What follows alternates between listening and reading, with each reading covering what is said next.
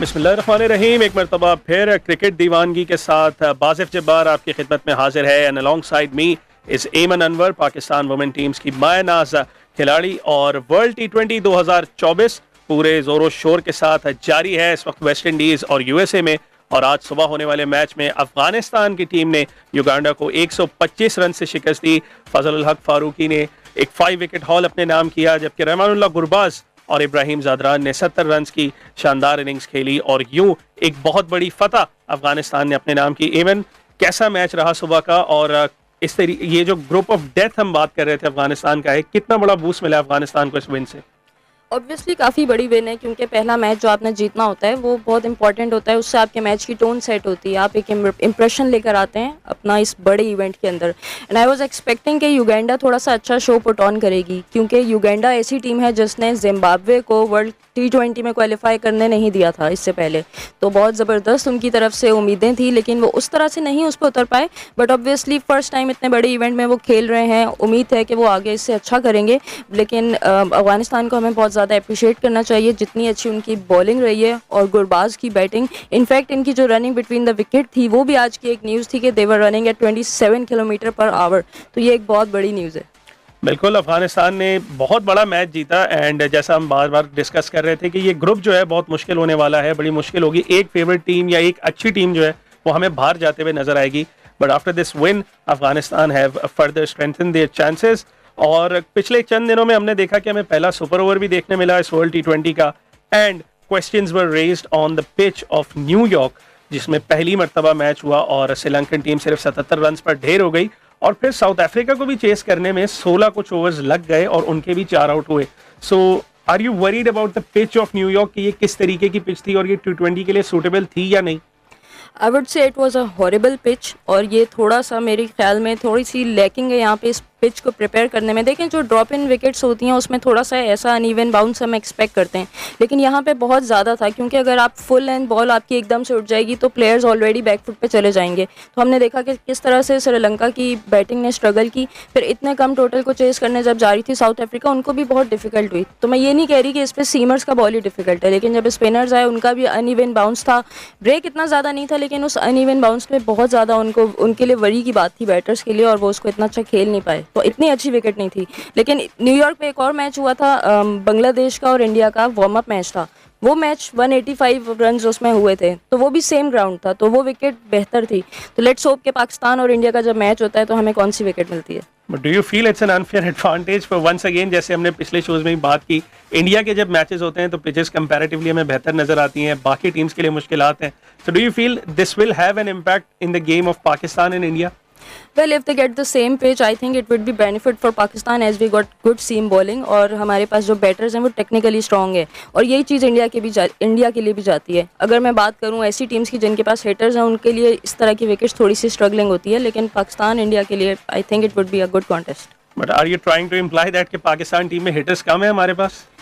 Obviously इसमें मुझे इस वक्त कोई शक नहीं है, क्योंकि हमारे जो हिटर्स हैं वो इस वक्त बिल्कुल भी फॉर्म में नहीं है, और हमारा मिडिल ऑर्डर जो है वो बहुत ज़्यादा रिलाई कर रहा था आज़म खान के ऊपर और इफ्तिखार के ऊपर।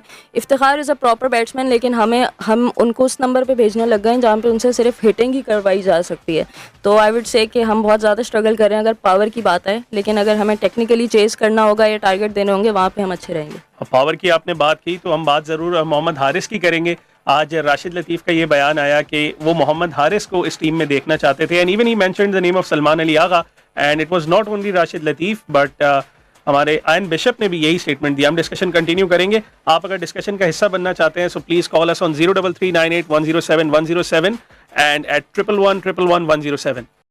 Welcome back. एक बार फिर अपने सामीन को बताते चलें, आप सुन रहे हैं क्रिकेट दीवानगी एट FM 107 और डिस्कशन जारी थी ICC वर्ल्ड T20 2024 पे। आपसे कुछ देर बाद मैच शुरू होगा स्कॉटलैंड और इंग्लैंड का। इस वक्त हम चलते हैं हमारे senior sports journalist cricket commentator Yahya Husaini के पास और देखते हैं कि उनके पास क्या अपडेट है।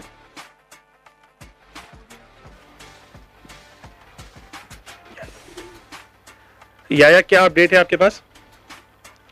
जी बिल्कुल, आपने ठीक कहा। आज बारबाडोस में इंग्लैंड और स्कॉटलैंड के दरमियान मैच खेला जा रहा है, और इस टूर्नामेंट में अब तक जितने भी मैचेस हुए हैं, दो बड़ी टीमें, दो साबिक चैंपियन इवेंट के पहले इवेंट की चैंपियन टीम इंडिया जो 2007 में MS धोनी की क़यादत में चैंपियन रही थी, 2009 में लॉर्ड्स के मैदान पर यूनुस खान की क़यादत में चैंपियन बनने वाली टीम पाकिस्तान में अभी तक इस टूर्नामेंट में उन्होंने अपनी शुरुआत नहीं की है, मैच नहीं खेला है।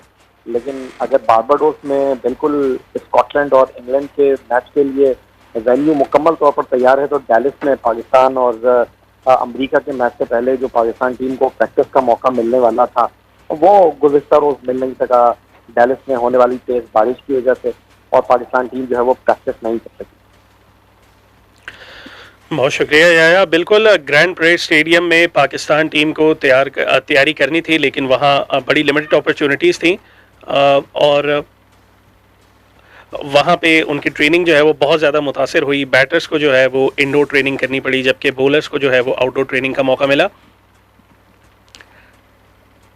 जी बिल्कुल, आपने ठीक कहा। और पाकिस्तान टीम के साथ जो बारिश का सूरत हाल है वो ऐसा लग रहा है कि इंग्लैंड से जो बारिश ने पाकिस्तान का पीछा किया है वो अब पाकिस्तान टीम के साथ इंग्लैंड से अमेरिका पहुंच चुकी है, और अमेरिका में भी पाकिस्तान टीम को अपने पहले प्रैक्टिस सेशन में जो है वो मुकम्मल खुलकर खेलने का मौका मिल नहीं सका है। और आपने बिल्कुल ठीक कहा कि हमारे जो बॉलर्स और बैटर्स थे अमेरिका के खिलाफ मैच से पहले उनको खुले मैदान में प्रैक्टिस का मौका मैसर आ नहीं सका। उसके साथ कल जो गुज़िश्ता रोज न्यूयॉर्क में मैच हुआ जनूबी अफ्रीका बनाम श्रीलंका, जो कि बहुत ही लो स्कोरिंग मैच था, जहां श्रीलंका की टीम जो थी वो 100 रन नहीं कर सकी और जवाब में जनूबी अफ्रीका के भी 4 बैट्समैन पवेलियन लौट गए। तो उस मैच को भी लेकर बहुत सारी चर्चा है, खासतौर पर तैयारियों के हवाले से इंटरनेशनल क्रिकेट काउंसिल के। एक तरफ अगर एक बड़ी इनामी रकम का इंटरनेशनल क्रिकेट काउंसिल ने ऐलान किया है 3 अरब 10 करोड़ रुपए पाकिस्तानी रुपी में, अगर उन्होंने T20 वर्ल्ड कप 2024 के लिए इनामी रकम का ऐलान किया है, तो दूसरी तरफ टीमों की तैयारी के हवाले से कुछ मसाइल का सामना है, लॉजिस्टिक प्रॉब्लम है।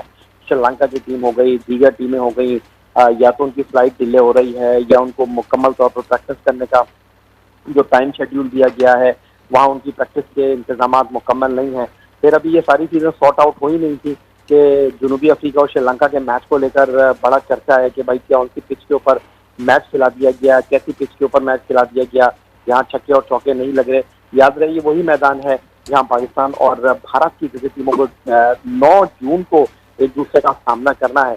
तो इस बात को लेकर लोग जो हैं वो बहुत ज़्यादा तहफ़्फ़ुज़ात का शिकार हैं, क्योंकि एक अंदाजे के मुताबिक पाकिस्तान और इंडिया के मैच की जो टिकट की कीमत है वो करोड़ों रुपए तक पहुंच चुकी है। तो अब लोग ये सोच रहे हैं कि भाई अगर इसी तरह विकेटें गिरेंगी, छक्के नहीं लगेंगे, चौके नहीं लगेंगे, तो पाकिस्तान इंडिया के मैच में मज़ा किस तरह हो जाएगा। लेकिन जो हमारी इत्तलात हैं वो यही है कि ऐसे घबराने की बात नहीं है, अभी तो टूर्नामेंट की शुरुआत है, अभी कुछ आप कह नहीं सकते, अभी तो टूर्नामेंट शुरू हुआ है, अभी तो इस तरह की चीज़ें होंगी और बहुत सारी चीज़ें बेहतर भी होंगी। लेकिन यार भाई टूर्नामेंट के स्टार्ट होते ही बड़े सारे सवालात जो हैं वो रेज हुए हैं। इंडिया को जैसे हमने देखा कि जी एक अनफेयर एडवांटेज है, 4 अपने बेशतर मैचेस वो एक ही वेन्यू पे खेल रहे हैं, जबकि बाकी टीम्स को बहुत ज़्यादा ट्रैवल करना पड़ रहा है। इसी तरीके से ट्रेनिंग फैसिलिटीज़ की हमने बात की तो पाकिस्तान टीम को मुश्किलात ज़रूर पेश आई, लेकिन इंडिया की ट्रेनिंग जो है वो कहीं हॉल्ट होते हुए नज़र नहीं आई। तो कहीं ना कहीं अनफेयर एडवांटेज तो है ना इंडिया के पास। देखिए इंडिया का जो मामला है उन्होंने तो कह दिया कि पाकिस्तान टीम को फ्लोरिडा जाना है, 16 तारीख को मैच खेलना है आइलैंड के साथ, पाकिस्तान की टीम को डैलिस में 6 तारीख को अमेरिका के साथ मैच खेलना है, 9 तारीख को पाकिस्तान का न्यूयॉर्क में भारत के साथ मैच है, 11 तारीख को पाकिस्तान का कनाडा के साथ न्यूयॉर्क में मैच है। जबकि भारत की क्रिकेट टीम जो है वो ट्रैवल कर नहीं रही। भारत की क्रिकेट टीम जो है वो अपने तमाम चारों मैच जो है वो खेलेगी न्यूयॉर्क के अंदर, कनाडा, अमेरिका, पाकिस्तान और आयरलैंड के साथ, और उसके बाद अगले मरहले में वो पहुंचते हैं तो फिर वो वेस्ट इंडीज का सफर करेंगे। तो बिल्कुल तहफ़्फ़ुज़ात टीमों की अपनी जगह पर मौजूद हैं, ये सारी चीज़ें अपनी जगह पर मौजूद हैं, लेकिन अब देखना यह है कि इंटरनेशनल क्रिकेट काउंसिल ये जो चीज़ें सामने आई हैं, ये जो मामला आए हैं सामने, इनको किस तरह वो लुक आफ्टर करते हैं और किस तरह टीमों के जो तहफ़्फ़ुज़ात हैं उनको ख़त्म करने में कामयाब होते हैं। बिल्कुल तहफ़्फ़ुज़ात बहुत सारे हैं एंड लेट्स सी कि how international cricket council clears all this. Limited preparations हैं बाकी टीम्स की, लेकिन इंडिया को बहुत ज़्यादा रिलैक्सेशन दी गई है। यह भाई वेदर की क्या अपडेट्स हैं, किस तरीके का मौसम है वहाँ पे, कोई बारिश के खदशात तो नहीं है? क्योंकि डैलस में तो हमने सुना है कि बहुत ज़्यादा जो है वो मसले मसाइल दरपेश हैं बारिश की वजह से, लेकिन क्या पाकिस्तान और इंडिया के मैच में कोई इस तरीके का हमें मौसम नज़र आ रहा है? अब मैं अभी इतनी जल्दी तो ये सब कुछ आपको नहीं बता पाऊंगा, लेकिन फिलहाल पाकिस्तान इंडिया के मैच के हवाले से, वेदर के हवाले से तो कुछ खास तहफ़्फ़ुज़ात नहीं है, लेकिन अभी टूर्नामेंट की शुरुआत है और जो भी मसले मसाइल अपनी जगह पर मौजूद है, मुझे लगता है कि वक्त गुजरने के साथ साथ वो ठीक हो जाएंगे। चलें, बहुत शुक्रिया यार भाई और आपके बेहतरीन इनपुट का, थैंक यू सो मच। और बात हम इससे कबल कर रहे थे मोहम्मद हारिस की, जिनको वर्ल्ड T20 के दौरान जो है वो पाकिस्तान स्क्वाड में शामिल नहीं किया गया, और आज राशिद लतीफ़ साहब ने भी किया। डिस्कशन कंटिन्यू रखेंगे, सुनते रहिए FM 107 क्रिकेट दीवानगी। Welcome back at cricket Deewangi at FM 107। और कुछ देर कबल हम बात कर रहे थे याया हुसैनी से regarding the weather of Pakistan versus India match, और अभी पाकिस्तान वर्सेस इंडिया का मैच जो है वो तो बहुत दूर है, लेकिन राइट नाउ स्कॉटलैंड और इंग्लैंड के मैच में बारिश हुई है। स्कॉटलैंड ने टॉस जीतकर बैटिंग का फैसला किया है और अभी जो है वो आगाज जो है वो ताखीर का शिकार है। But I have once again noticed कि ये सिर्फ दूसरी मरतबा इस टूर्नामेंट में हुआ है कि किसी टीम ने टॉस जीतकर बैटिंग का फैसला किया है। So even once again that same discussion that we are having कि हर टीम पहले बॉलिंग को तरजीह दे रही है और चेस करने पे जा रही है rather than opting to defend. Why is that? बिल्कुल क्वाइट सरप्राइजिंग है ये डिसीजन। कल हमने देखा था कि श्रीलंका ने भी टॉस जीत के पहले बैटिंग की, दो कि हमें पता नहीं था कि न्यूयॉर्क में कैसी विकेट होगी, और जिस तरह की वो विकेट थी उसके बाद IAS के हर टीम ने सोच लिया होगा कि अब हम पहले बॉलिंग करेंगे, क्योंकि ऑब्वियसली बिल्कुल न्यू वेन्यूज़ हैं, USA में ड्रॉप इन विकेट्स हैं, न्यू स्टेडियम्स बने, न्यू ग्राउंड हैं, तो जब तक आपको पता ना हो सरफेस कैसी है तो आप on the safe side choose करते हैं बॉलिंग को। लेकिन ब्रेव डिसीजन है पहले बैटिंग लेना, और अगर ये प्रिपरेशन है आपकी टॉस हारने की भी कि अगर आपको पहले बैटिंग मिल जाए तो आप क्या करते हैं, तो it's surprising. It is actually surprising. And इससे कबल हम ये भी डिस्कस कर रहे थे कि मोहम्मद हारिस का जो एक्सक्लूजन है उस पर आहिस्ता आहिस्ता बहुत ज़्यादा बातें हो रही हैं, and people are saying that they would have preferred Haris in the world T20 squad, but Pakistan की जो सिलेक्शन कमेटी है उसने ऑप्शन चूज़ किया आज़म खान का। एंड आज़म खान ने 2 आइलैंड सीरीज़ में जो है वो जौहर ज़रूर दिखाया, लेकिन स्टिल आयन बिशप का आज ये कहना था, एंड साथ साथ राशिद लतीफ़ का भी ये कहना था कि मोहम्मद हारिस अगर उनके पास ये मौका होता तो वो हारिस को ज़रूर खिलाते। आपका इसके हवाले से क्या कहना है कि क्या हारिस को ना खिलाकर पाकिस्तान टीम ने कोई गलती की है? देखिए, गलती मैं नहीं समझती कि कोई भी की है पाकिस्तान ने। पहला क्वेश्चन तो ये है कि अगर आप मोहम्मद हारिस को सिलेक्ट करते तो आप उनको किस पोजीशन पे खिलाने के लिए सिलेक्ट करते?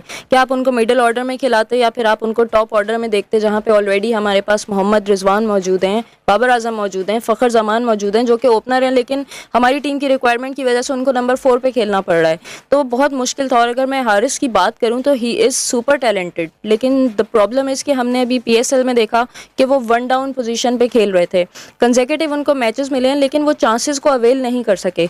उनके पास शॉट्स हैं लेकिन उनके पास शॉट सिलेक्शन नहीं है। वो 1 डाउन पे आते थे लेकिन आके उसी तरह की क्रिकेट खेलते थे जैसे एक ओपनर खेलता है, जहाँ पे आपको सर्कल सिर्फ टपाना होता है और आपको रन्स मिल जाते हैं, लेकिन जब आप 1 डाउन आते हैं वहाँ पे आपकी सिचुएशन डिफरेंट होती है, आप बैकबोन होते हैं टीम की, तो वहाँ पे अपनी टीम को ठीक तरीके से कैरी नहीं कर सके। उसके बाद उनको रेस्ट भी दिया और उसके बाद दोबारा मैचेस दिए तो भी वो इतना अच्छा अपना इम्पैक्ट जमा नहीं सके। तो आई वुड से कि he is talented, he is hard working, लेकिन उनको थोड़ी सी अपनी शॉर्ट सिलेक्शन देखनी होगी, and he always has that ability to make a comeback. बिल्कुल एबिलिटी तो मौजूद है, लेकिन जैसा इम्पैक्ट उन्होंने अपने पहले वर्ल्ड T20 में क्रिएट किया था, जिस तरीके की हिटें उन्होंने साउथ अफ्रीका के अगेंस्ट लगाई थी, कहीं ना कहीं उनमें स्पार्क जरूर नजर आया था। एंड T20 में ऐसे प्लेयर्स फ्लोटर के तौर पे भी तो यूज़ होते हैं, हम डाउन दी ऑर्डर भी तो उनको यूज़ किया जा सकता था। आजम की जगह पर या इफ्तिखार जिस स्पॉट पे आते हैं वहाँ उनको यूज़ नहीं किया जा सकता था? यूज़ किया जा सकता था, लेकिन वंस अगेन हमारे पास जो कॉम्बिनेशन था ना वो बन नहीं पा रहा था। आई वुड से कि अभी भी हमारी टीम में वी आर 1 ऑलराउंडर शॉर्ट। अभी भी हमें समझ नहीं आता कि अगर हम आजम खान को बिठाते हैं, अगर मोहम्मद रिजवान से कीपिंग कराते हैं, तो हम जिस ऑलराउंडर को डाल रहे हैं क्या वो ऑलराउंडर ऐसा है कि वो अगर बॉलिंग करता है तो हम बोलेंगे कि ये बॉलर है, बैटिंग करता है तो हम बोलेंगे कि बैटर है, जिस तरह से इंग्लैंड के बेन स्टोक्स हैं, इंडिया के हार्दिक पांड्या है, हमारे पास इमाद वसीम है, हम कहते हैं कि he is a good bowler लेकिन वो बैटिंग भी कर लेते हैं। तो वी हैव टू सी कि हमारे पास ऑप्शंस क्या थे अगर हम मोहम्मद हारिस को बीच में लाते। इसलिए हम आजम खान के साथ गए क्योंकि we want to avail his Caribbean Premier League का जो एक्सपीरियंस है उनका, तो वहाँ पे उन्होंने बहुत अच्छी परफॉर्मेंस की थी।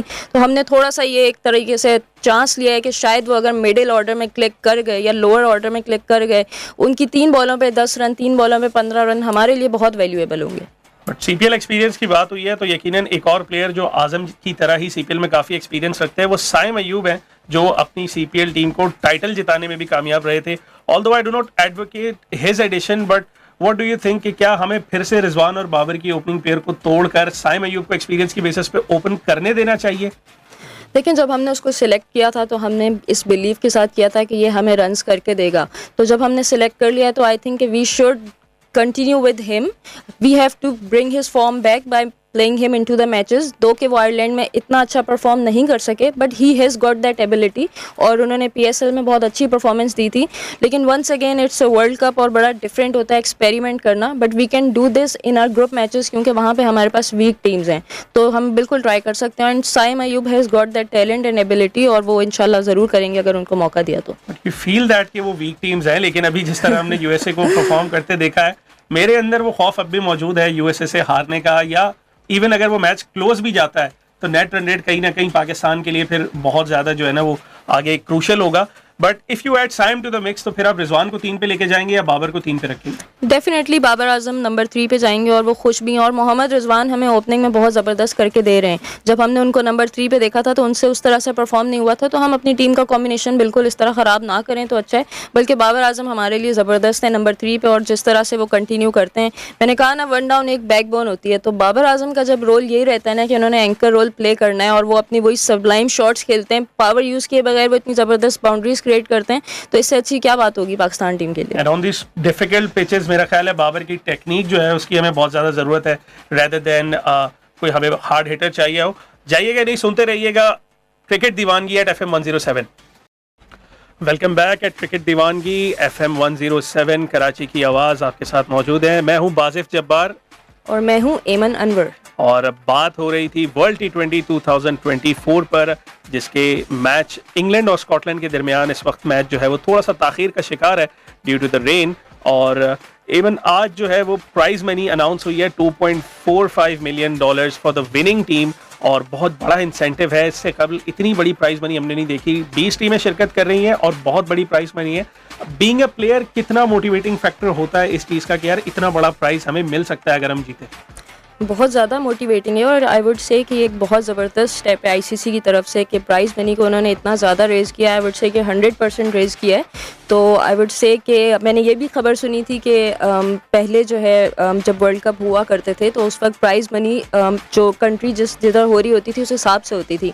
तो अब USA में हो रहा है, तो मुझे लगता है कि ICC को USA से भी स्पॉन्सरशिप मिल गई है, तो इतनी ज़बरदस्त उन्होंने प्राइज़ मनी की है. आई वुड से कि 2.45 million is equal to 68 crore Pakistani rupees.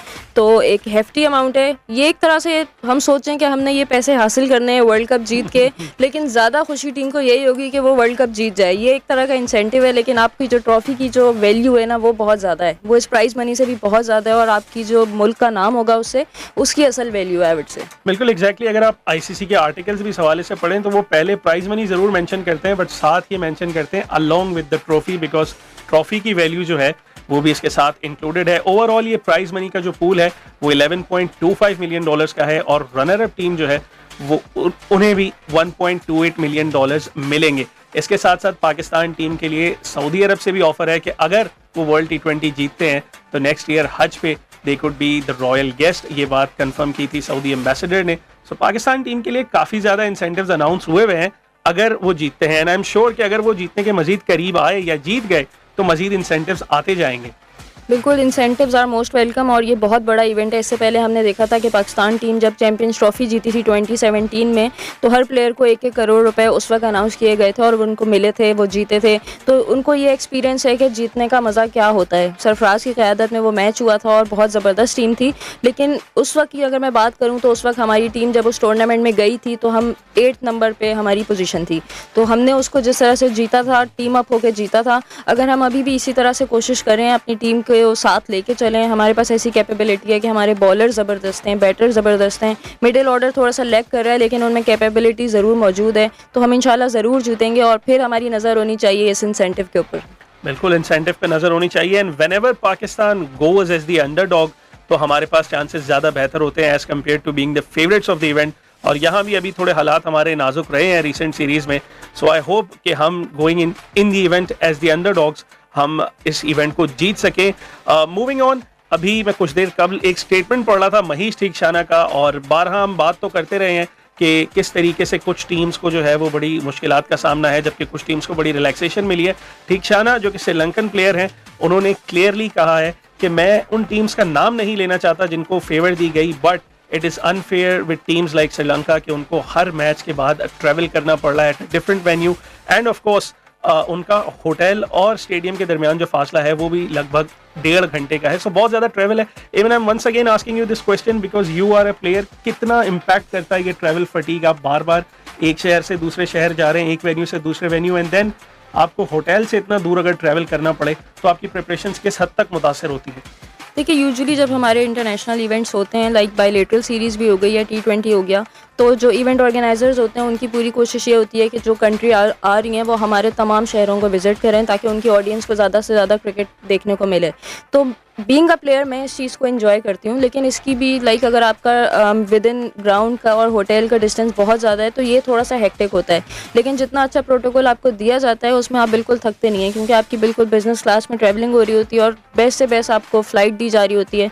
जब वेस्ट इंडीज़ में हमारे मैचेस हुए थे तो हमारी चार्टर्ड फ़्लाइट्स थी, लेकिन अनफॉर्चुनेट इंसिडेंट्स ऐसे हुए हैं कि जैसे अभी मैंने देखा कि ऑस्ट्रेलिया की टीम आ रही थी तो पैट कमिंस का भी लगेज गुम हो गया अभी रिसेंटली इन दिस टूर्नामेंट। तो ये एक बहुत बड़ी न्यूज़ है कि उनका लगेज गुम हो गया और फिर मैक्सवेल की फ़्लाइट डिले हो गई तो उनको लॉस एंजलिस में स्टे करना पड़ा।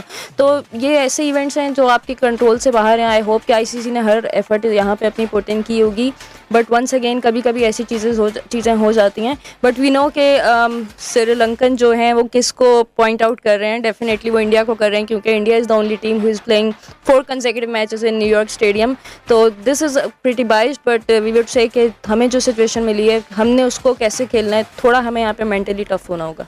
बिल्कुल, अब तो जो चीज़ें शेड्यूल हो चुकी हैं उन्हें हम चेंज नहीं कर सकते, but a lot of criticism has been done और होता जा रहा है आईसीसी की प्लानिंग पे, आईसीसी की शेड्यूलिंग पे, and for giving unnecessary advantages to India. Meanwhile India का जो है वो कल मैच होगा आयरलैंड के अगेंस्ट, और देखना ये होगा कि जो अननेसेसरी एडवांटेज उनको मिले हैं क्या वो उसको यूटिलाइज कर सकते हैं। आप सुनना मत भूलिएगा क्रिकेट दीवानगी एवरीडे 7 बजे से लेकर 8 बजे तक बासिफ जब्बार और एमन अनवर आपकी खिदमत में मौजूद होंगे, ओनली ऑन अपना कराची FM 107।